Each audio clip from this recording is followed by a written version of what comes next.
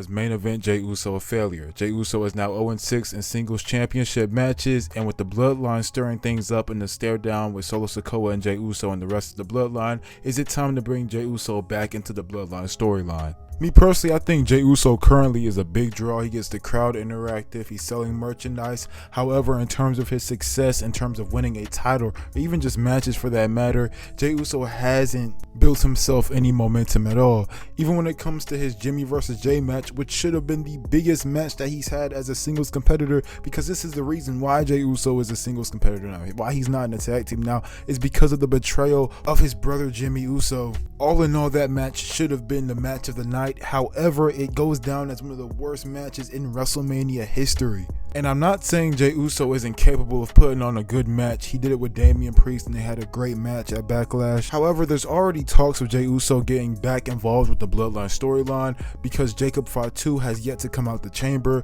We have Tonga Loa and Tama Tonga being introduced as Solo's two right-hand men after kicking Jimmy Uso out. There's so much going on in the Bloodline right now, and it seems like a perfect time for Jey Uso to step back in and maybe have a storyline with him and Jimmy becoming brothers and forming that bond again. However, if that happens, in retrospect, what do we think of Jey Uso's singles run? What do we think of main event Jey Uso, who wasn't able to pick up a championship, had a lack of singles wins, and his best run with a championship outside of being with Jimmy was as a tag team partner with Cody Rhodes? I don't know. You guys let me know what you think about main event Jey Uso. I think he's a good performer, even though he had a bad match at WrestleMania. He's been delivering in terms of his match with Gunther, his match with Damian Priest. Whether it's the chance, the merchandise sold, how big of a draw he is, Jey Uso is good for business as a singles competitor.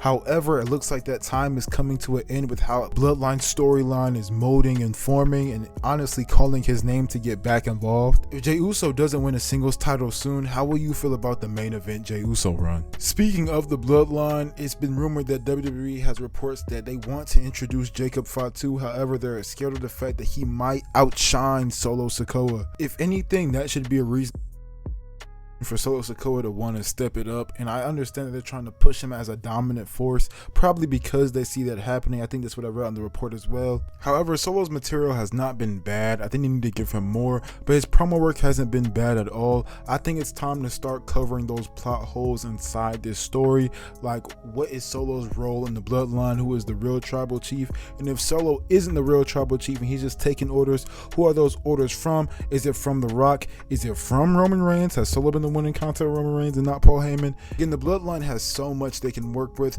There are so many ways to push Solo as a threat. Honestly, I want them hijacking shows more. The feud with Kevin Owens and Randy Orton has been great. I think they need to continue that. However, I don't think that it's fair that Jacob Fatu gets to be sidelined because Solo can't catch up. I think they have to start pushing Solo more, giving him more material to work with.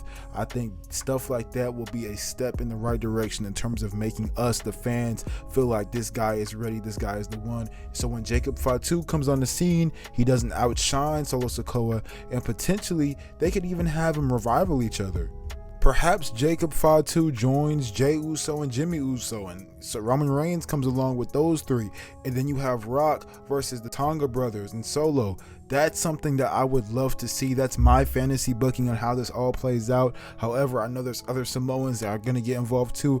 Again, the storyline is so deep. There's so many ways they can exemplify the fact that Solo Sikoa has power now and give him much more material to work with, especially if they're going to bring somebody like Jacob Fatu on the scene who is clearly really good with his promos, who they are legitimately scared of that he might take the spotlight from Solo Sikoa. I think there's so much that they can do, but let me know what you guys think in the comment section below. Should Jacob Fatu be sidelined because Solo Sikoa can't step up, and what can they do to make Solo Sikoa look more of a threat than he is right now, whether it's material that he's given on the mic or whatnot? Let me know what you guys think in the comment section.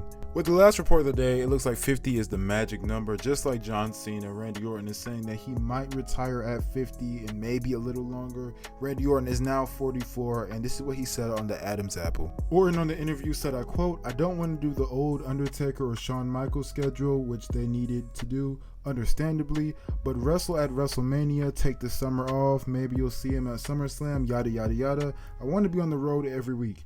I want to make all the TVs and be on all the PLEs, and at 44, just turned 44, I would love to be able to go into my 50s. With that being said, it seems like we have another 6 years of Randy Orton, which is great. There's so many things that they can do with him, especially like elevating stars, future stars from NXT, whether it's a Dragunov or a Braun Breaker, potentially a world title run in the future again. Maybe he's one of the John Cena's opponents when he comes back for his final run, and we can rekindle that John Cena versus Randy Orton feud. Right now, he's being used in the Bloodline storyline. Him and Kevin Owens both have history with them, and I can't wait to see the stuff that they do with that. Again, Randy Orton just has so much to give to the company. I can't even name it off the top of my head, and they probably have a lot more ideas than I do in terms of what he can do. But with us seeing a new generation come in and an old generation go out during these next 6 years, let's not take Randy Orton for granted. Thank you, Randy Orton, for all the memories that you've given us. That wraps up all my news, thoughts, and opinions for today. Let me know what you guys think about main event Jey Uso, Solo Sikoa, and Jacob Fatu, and WWE holding Jacob Fatu back